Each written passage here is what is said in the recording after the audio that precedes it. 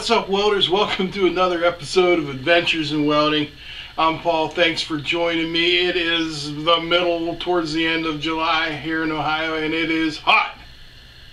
How hot? Damn hot. From the Delta to the DMZ hot.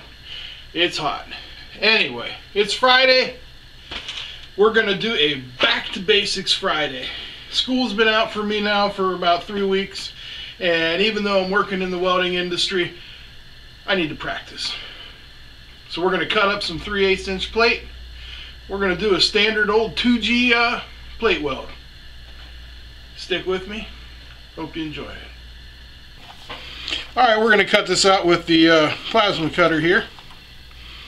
And one of the things you want to make sure of when you're doing that is that you have the proper tip on.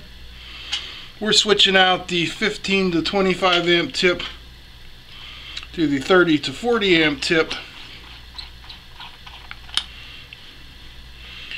And these plasma consumables are from George's Plasma Cutter Shop, Mechanic 416 on eBay.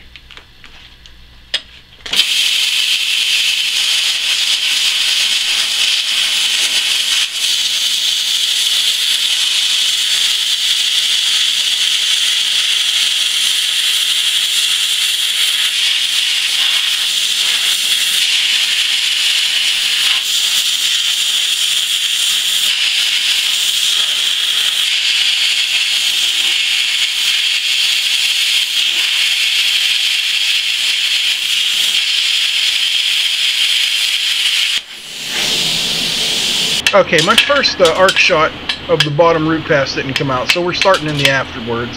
And you see how easily that just chips right off there, that slag. That's a key sign that you got your heat just about right. I'm using 3/32 Lincoln 7018 Excaliburs at 90 amps, and that seems to work out really well for me. A little brush, and we'll get ready and we'll put in the root pass on the top, tying in that top bevel. Now you see that angle so that you're throwing the metal directly into the junction between the top bevel and the backing plate. And you also want to make sure that your puddle is melting and filling to the highest point of that first bead so that you have a nice blend. Going at a nice slow speed here, watching that puddle form. And as soon as it's about the size of a large pea, then I move on. Now it's all one motion, it's all very continuous. But really, I'm just watching that puddle fill up behind the rod, and then we move on when it reaches the correct size.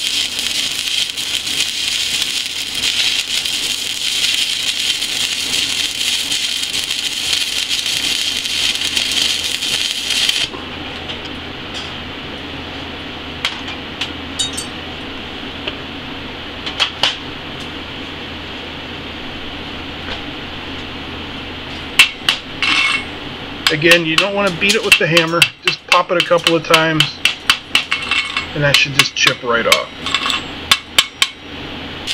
Here's our first fill pass. On the bottom, we're always starting from the bottom so we have something to build off of. And you can see we have a little bit of a downward angle, maybe about 5 degrees or so. Not much of a drag angle, but absolutely no push angle. Moving very slowly, just watching that puddle build up down there. Let me get an arc shot next so you can get a better look at how this goes. But basically, we're just moving slowly, letting that puddle fill up nice and fat. Let that metal swirl around and connect everything to everything. Then you know you're good.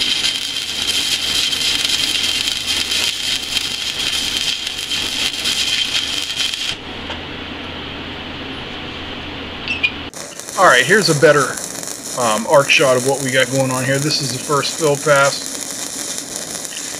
And what we're doing, we're starting on our, this is the second fill pass. We're right on top of that first one we laid. And as you can see, since we're in the center of the area, the weld area, our angle is pretty much straight in. You can notice a little bit of side-to-side oscillation just to flatten that puddle out a little bit. Make sure everything ties in. We want the fill level of this puddle, this bead, to be equal to the highest point of the last bead that we laid in there. And that's how we get everything nice and smooth. Alright, I skipped one fill pass here. Now we're back to that bottom bevel again. And I'm not going to show you every fill pass. I mean, there's going to be like 8 of them, and it's just a waste of time. They're pretty much all the same. On the bottom bevel here, you can see that the rod is angled down, and I'm keeping a very tight arc. My beloved teacher Gary would tell me about keeping the arc length is if it looks like a 100-watt bulb, your arc length is too long. If it looks like a 60-watt bulb, your arc length is just about right. And if you're a fan of welding tips and tricks, Jody Collier, he'll tell you, turn your machine up hot enough to keep a tight arc, and then keep a tight arc.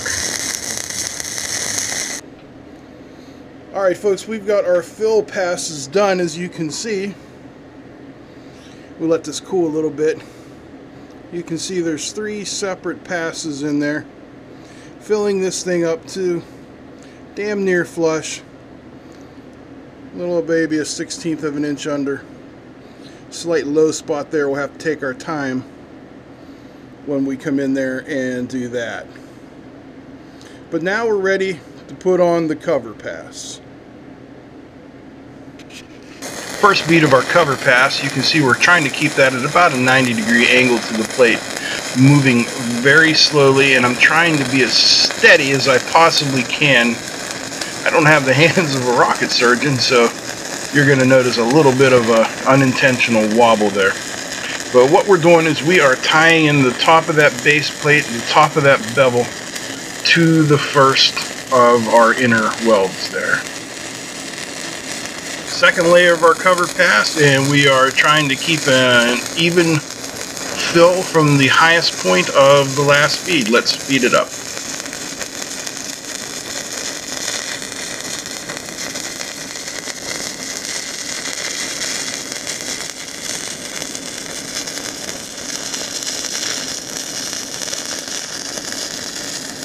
Okay, this is the final bead, and I've sped it up 2 times. You're going to notice a lot more rod manipulation. I'm just wanting to make sure that I fill the gap from the highest point of the last weld to covering the bevel here.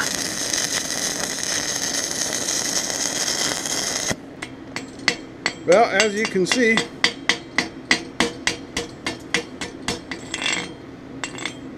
just about everything is peeled off.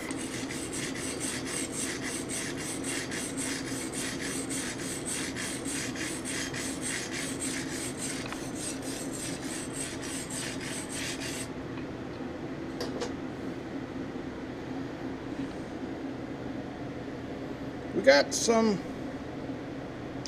slight porosity in there, and that might just be from me not having a rod oven for these 70/18s. It might be my arc length was a little bit too long, but we are proud of the surface, and a little bit of grinding should take that down smooth, and hopefully that porosity is not that deep, and that should be good. Alright, well that's it for our Back to Basics Friday. We got our 2G weld all done. I don't have any way to bend it and test it here in the home shop, but if any of you internet CWIs out there like me to ship it to you, I'd be glad to do that. Thanks for watching. Please like, comment, share, subscribe. Remember, when we get to 500, we're having a giveaway. All you got to be is a subscriber and you're entered. I'll catch you next time.